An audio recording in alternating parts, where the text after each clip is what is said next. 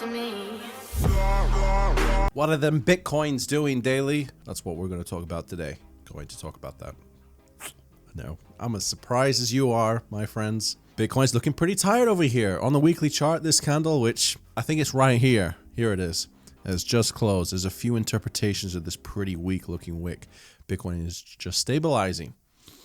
Maybe early signs of bullish exhaustion or just general market indecision.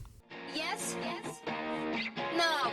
We fell out of a previous tight wedge here. Just right now, we just touched the bottom of this new wider wedge at the moment. Doesn't necessarily mean a thing, but it does have a bearish bias. If Bitcoin is to break out of this ascending wedge again, I think it would hit its head pretty hard at 9K because that's what it did just here. If it is to break that, maybe up to 9,750, as that is historically where there's tended to be resistance. But assuming we were to break through that, then almost certainly by 12K before we start coming down again. The all-important green buy volume is still on the decline. But having said that, I genuinely think it's pretty much a toss-up whether Bitcoin is going up or down right now. Current support is just under $8,000, which if broken could see support falling to around $7,600, $7,800. So that's a short-term analysis. But what about the longer term? Veteran stockbroker and CEO of Who Gives a Damn, Peter Schiff, says he expects Bitcoin's 132% rally in 2019. Can I just take a moment and say, mwah, to reverse? No.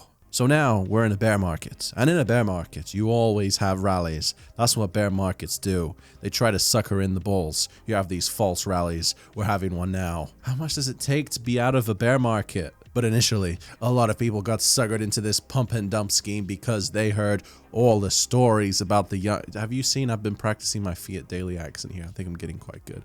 About the young kids who took their bar mitzvah money and now they bought a Lambo, and everybody think... I'm not as good as him, obviously, but anyway. And everybody thinks they're going to get rich because they think these kids were geniuses when all they did is get lucky because they bought Bitcoin and then the prices went up.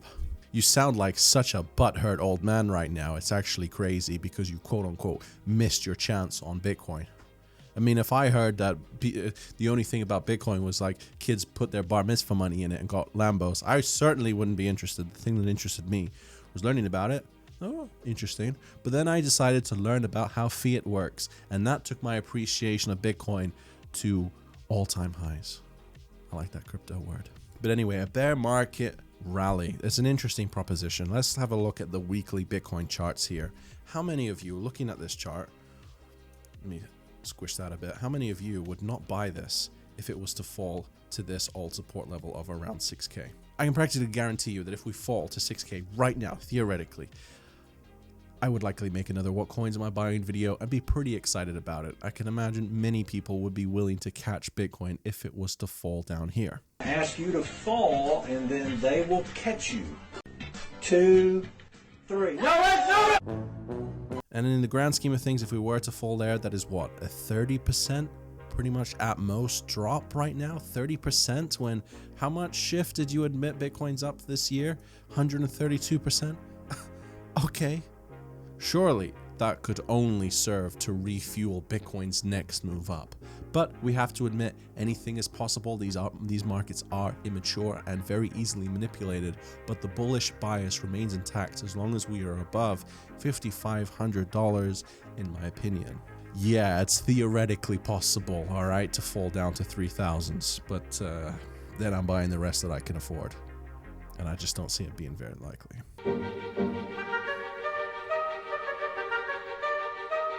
To the EOS news. To be honest, I was a little bit hesitant of covering this news story when it broke because one of the best sayings in all of crypto that helps you understand the market's mentality is buy the rumors, sell the news. It works so efficiently, works most of the time, and yeah, it's happening again. Got me thinking, what if I was to make another phrase, what would it be in crypto? And I honestly thought about it for like 5 seconds, and the answer was, the tech is irrelevant. I mean, obviously a coin needs to generate hype somehow, and tech is a good way to do that, but it's not the most important thing. Like, let's say, for example, the Binance IEO coins. Doesn't matter what they do. They are primarily liquidity coins, as if anyone actually uses them for their intended purposes. That's why the code matters so little, at least for now, and I can prove it. Bitcoin's code was arguably designed to be peer-to-peer transactions only. Some people will argue till they're blue in the face that it's only that, and they will get triggered if you say the words store of value. Only 1.3% of transactions are payments in 2019. I think this figure is wrong and is somewhere higher, but it's a low. And I love how some people read this and think Satoshi has failed in his design. Realistically though, even if Bitcoin was free and instant to transact with, I don't see this figure getting much higher. By the way, Lightning Network only 18 months away. The security model matters. The code almost doesn't in this case. That's become the main dilemma with cryptocurrency. Bitcoin needs the hype to attract mass appeal to be considered a viable electronic alternative to money, but it has developed a culture of hodlers who advocate accumulation rather than spending. Now then, let's critically think for a second. I know that's rare in cryptocurrency, but let's assume the opposite was the case. Let's assume that in 2008, an unheard of, an unknown identity created a dollar-pegged cryptocurrency before anyone even knew what on earth those words just meant. Who is going to care about it? It's not immediately available to use anywhere. Cypherpunks, but certainly not the masses. Satoshi is an absolute genius.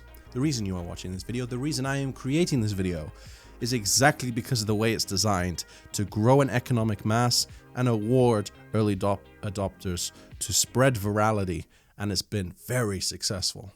Hodling Bitcoin an uncomfortable reality. No, it's just reality. Anyway, I got sidetracked. Back to the EOS announcement. EOS creates Voice, a blockchain-based version of Twitter, I assume, that does not utilize the EOS token at all.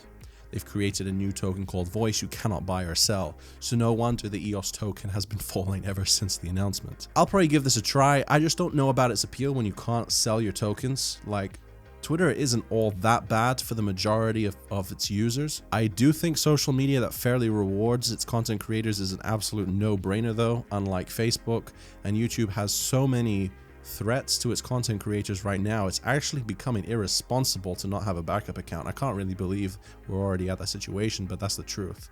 It's with that in mind that I've started uploading my videos to a decentralized YouTube called 3Speak that has automatic cross-posting into Steemit as well.